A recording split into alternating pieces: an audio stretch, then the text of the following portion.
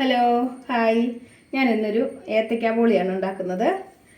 നമ്മളെല്ലാവരും ഏത്തയ്ക്ക ബോളി ഉണ്ടാക്കാൻ പഠിച്ചിട്ടുണ്ട്. മിക്കവാറും തന്നെ എല്ലാവർക്കും തന്നെ അറിയാം. എങ്കിലും അറിയത്തില്ലാത്തവരും കാണുമായിരിക്കും. എങ്കിലും ഞാൻ ഇന്നിവിടെ ഒരു പുതിയ രീതിയിലൊരു ഏത്തയ്ക്കാപ്പവും കൂടെ ഉണ്ടാക്കുന്നുണ്ട്. അപ്പം ഞാനത് അതിൻ്റെ കൂട്ട് എടുക്കുക. ആദ്യം കുറച്ച് മൈദ, ഞാൻ അളവൊന്നും പറയുന്നില്ല. ഇച്ചിരി കൂടിപ്പോയാലും കുഴപ്പമൊന്നുമില്ല. ഇച്ചിരി കൂടിപ്പോയെന്ന് ഓർത്തുകൊണ്ടൊന്നും കുഴപ്പമൊന്നുമില്ല. ഏകദേശം ഒരു ഗ്ലാസ് പൊടി എടുത്തിട്ടുണ്ട്. ഇത് മൈദയാണ്. നമുക്ക് ഒരു ഇച്ചിരി അരിപ്പൊടിയും കൂടെ വേണം. ഇത് അരിപ്പൊടി എന്ന് പറഞ്ഞാൽ അപ്പത്തിനും പിന്നെ ഇടിയപ്പത്തിനും ഒക്കെയുള്ള വറുത്ത അരിപ്പൊടി. അത് ഒരു അര ഗ്ലാസ്. പിന്നെ അതിനകത്തോട്ടൊരു സ്പൂണ് പഞ്ചസാര, ഒരു സ്പൂണോ 1.5 സ്പൂണോ വരെ ഇടാം. ഒരു അല്പം ഉപ്പ് ആവശ്യത്തിന്, ഒരല്പം മഞ്ഞൾപ്പൊടി,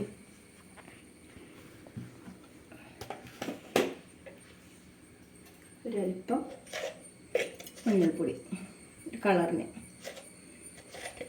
ലേശം. ഇത് നമുക്ക് ഒരിച്ചിരി വെള്ളം ഒഴിച്ചൊന്ന് കലക്കാം. നമ്മളെ ബാറ്ററി ഇവിടെ നമ്മൾ കലക്കിയെടുത്തിട്ടുണ്ട്. ഇതിനകത്ത് കട്ടയൊന്നുമില്ലാതെ നമ്മളൊരു സ്പൂണോ കൈ വെച്ച് വേണമെങ്കിലും ഇളക്കാം. ഞാനിപ്പോൾ സ്പൂണ് വെച്ചാണ് ഇളക്കിയിരിക്കുന്നത്. അപ്പം നമ്മുടെ ഈ മാവ് റെഡി ആയിട്ടുണ്ട്.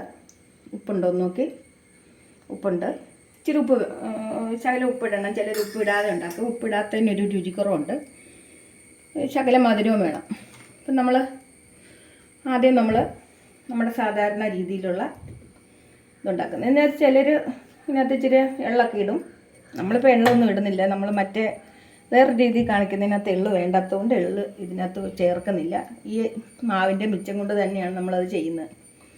അപ്പം നമ്മൾ രണ്ടായിട്ട് മുറിച്ച് വെച്ചേക്കുന്ന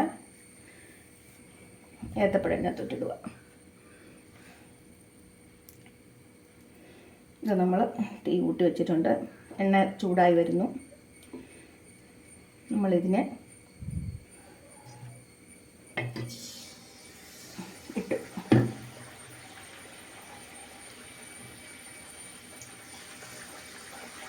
ഇത് നമ്മുടെ സാധാരണ ഏത്തയ്ക്ക ബോളി. ഇത് നല്ല ടേസ്റ്റിയാണ്. പിള്ളേർക്കൊക്കെ വളരെയധികം ഇഷ്ടപ്പെടുന്നൊരു സാധനമാണ്. പിള്ളേർക്ക് തന്നെയല്ല, വലിയവർക്കും ഇത് വളരെ ഇഷ്ടമാണ്. നമുക്കിതൊന്ന് മറിച്ചിടാം.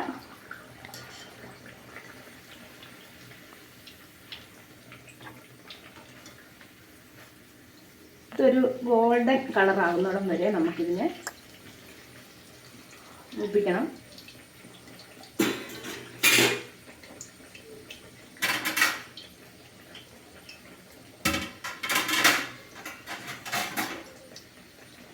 മൂത്ത് വരട്ടെ.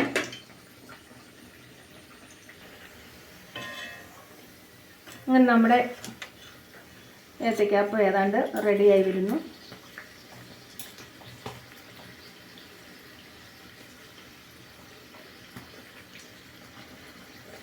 ഒട്ടിയിരിക്കുന്നൊന്നും കുഴപ്പമൊന്നുമില്ല. നമുക്ക് വിടുവിക്കാവുന്നതേ ഉള്ളൂ. അപ്പം നമുക്ക് ഇത് ഏകദേശം ഒരു ഗോൾഡൻ കളറായിട്ടുണ്ട്. ഗോൾഡൻ കളർ വരെ ഇതിനെ മൂപ്പിക്കേണ്ടതുണ്ട്. അല്ലെങ്കിൽ അതിൻ്റെ അകമൊന്നും വേഗത്തില്ല. ഏത്തയ്ക്ക കൂടെ വെന്തില്ലെങ്കിൽ ഏത്തയ്ക്ക ബോളിക്ക് ഒരു രുചിയില്ല. ഉണ്ട്. അപ്പം നമ്മുടെ ഇത് കോരാറായി. നമുക്കൊരു പ്ലേറ്റിലേക്ക് മാറ്റാം.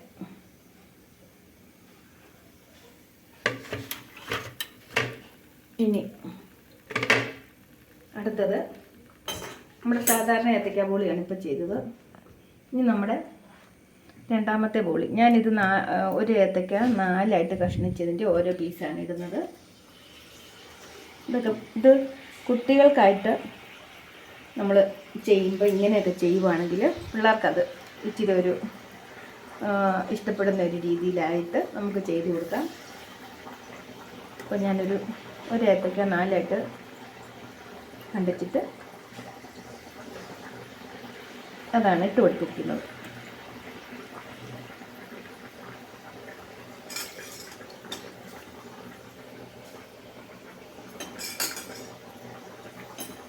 ഇനി നമുക്കിതിനകത്തോട്ട് ഒരു കാര്യം ചെയ്യാനുള്ളത്. ഇനിയാണ് നമ്മൾ ആ കാര്യം ചെയ്യാൻ പോകുന്നത്. ഇതൊന്ന് ഒരു വശം നിന്നിട്ട് ഒന്ന് മറിച്ച് കഴിഞ്ഞിട്ട്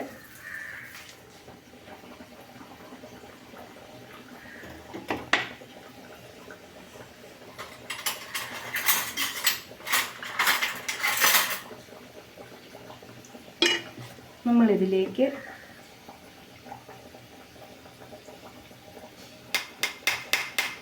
ഇങ്ങനെ ഇതേ മാവ് തന്നെ ഇങ്ങനെ ഒരു കിഴുത്തത്തവിയിലൊക്കെ ഒഴിച്ചിട്ട് ഒന്ന് തട്ടിക്കൊടുക്കും.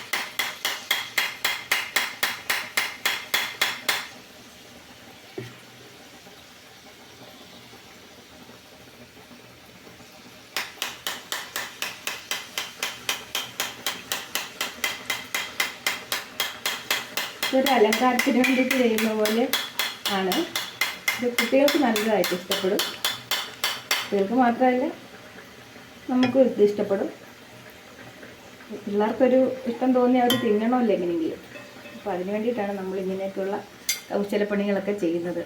നമുക്കറിയാം പിള്ളേരെ തീറ്റിക്കണമെങ്കിൽ ഇച്ചിരി ബുദ്ധിമുട്ടാണ്. ഏത്തയ്ക്ക ബോളിയൊക്കെ മിക്കവാറും എല്ലാവർക്കും തന്നെ പിള്ളേർക്ക് ഇഷ്ടമാണ്. ഇനി ഇത് നമ്മൾ ഓരോ കഴിക്കാൻ വേണ്ടിയിട്ട് ചെറിയ ചെറിയ കള്ളങ്ങളൊക്കെ പറഞ്ഞിട്ടാണ് നമ്മൾ പിള്ളേരെ ഓരോന്ന് കഴിപ്പിക്കുന്നത്. ചില പിള്ളേർ നല്ല ഇഷ്ടത്തോടെ കഴിക്കും. നമുക്കൊന്നുകൂടെ ഒന്ന് തിരിച്ചിടാം.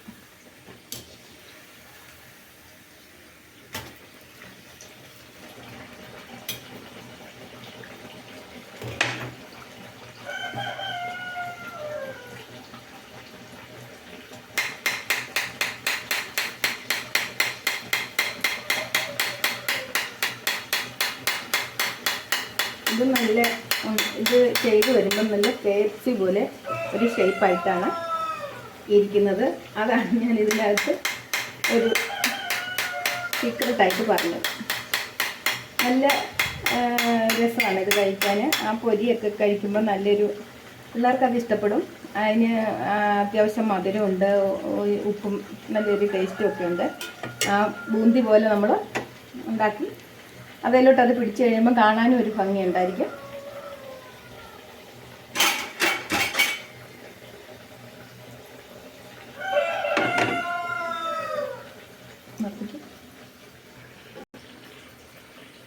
അപ്പോൾ നമ്മുടെ ഏത്തയ്ക്ക ബോളി ഏതാണ്ട് രണ്ടാമത്തെ ട്രിപ്പുള്ളതും പിള്ളേർക്കുള്ളതും റെഡിയായി വരുന്നുണ്ട്. നമുക്ക് ഇത് കോരാനുള്ള സമയമായി. തൊട്ടിപ്പിടിച്ചായിരിക്കുന്നത്, പക്ഷേ അത് കുഴപ്പമില്ല, നമുക്കതിനെ വിടർത്താവുന്നതേ ഉള്ളൂ.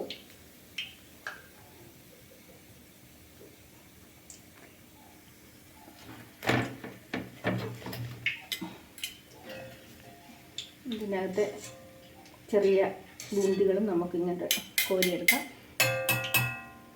അപ്പോൾ ഇത്രയാണ് ഇന്നത്തെ നമ്മുടെ ഏത്തയ്ക്ക ബോളിയുടെ കാര്യം. നമുക്കിത്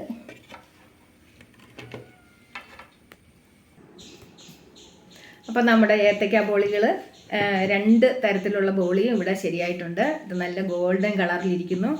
ഇതാണെങ്കിൽ നല്ല KFC അലങ്കരിച്ചേക്കുന്നത് പോലെ നല്ല ക്രിസ്പി ആയിട്ട് നല്ല ഇതായിട്ടുണ്ട്. പിള്ളേർക്കൊക്കെ ഇത് വളരെ ഇഷ്ടപ്പെടുന്ന ഒരു പലഹാരം, പിള്ളേർക്കും വലിയവർക്കും. ഇത് ഞാൻ എൻ്റെ കൊച്ചിന് ഈ ഏത്തയ്ക്ക ബോളി ഭയങ്കര ഇഷ്ടമാണ്. അവന് ഏത്തയ്ക്ക കൊണ്ട് ഏത്തയ്ക്ക പുഴുങ്ങിയാലും ഏത്തയ്ക്ക ബോളിയാക്കിയാലും ഒക്കെ അവന് ഇഷ്ടമുണ്ട്. ഇങ്ങനെ ഉണ്ടെന്ന് പറയണേ.